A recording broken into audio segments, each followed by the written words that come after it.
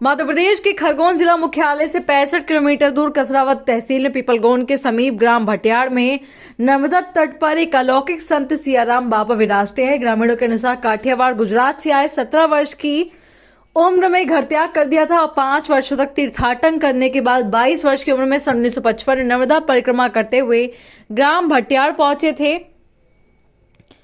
और वहीं 20 वर्ष तक नर्मदा किनारे बरगद के पेड़ के नीचे खड़े होकर मौन तपस्या की और इसी स्थान को उन्होंने अपनी जीवन स्थली बनाया। संत सियाराम बाबा पिछले 50 से भी अधिक वर्षों से नियमित रामायण पाठ कर रहे हैं। फिर स्थान और परिस्थितियां कैसी भी हो, उनका ये क्रम आज तक लगातार जारी है। ग्रामीण बुजुर्गों के अनुसार मौन साधना के बाद उन्होंने सबसे पहला शब्द सियाराम बोला तो यही उनका नाम और पहचान बन गया।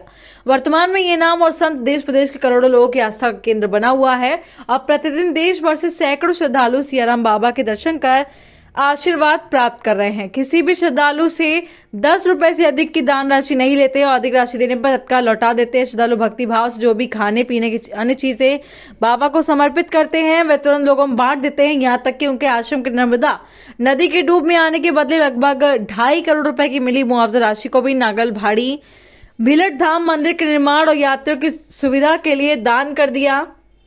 विंध्याचल पर्वत श्रृंखला में ऐतिहासिक पार्वती मंदिर के जीर्णोद्धार के लिए 50 लाख रुपए दान कर दिए। प्रतिमा अमावस्या पर यहां मेला लगता है और नर्मदा परिक्रमा वासियों के निःशुल्क भोजन की व्यवस्था आश्रम की ओर से की जाती है।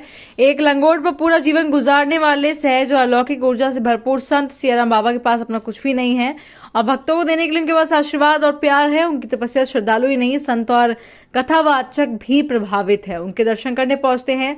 बागेश्वर बाबा धीरेन्द्र शास्त्री हो, पंडित प्रदीप मिश्रा, पंडित अनिरुद्धाचार्य हो या कोई अन्य संत महात्मा सहित व्यासपीठ संत श्री को नमन करते हैं। सियाराम बाबा की 90 वर्ष से अधिक की उम्र में एक दिनचर्या एक सी बनी हुई है।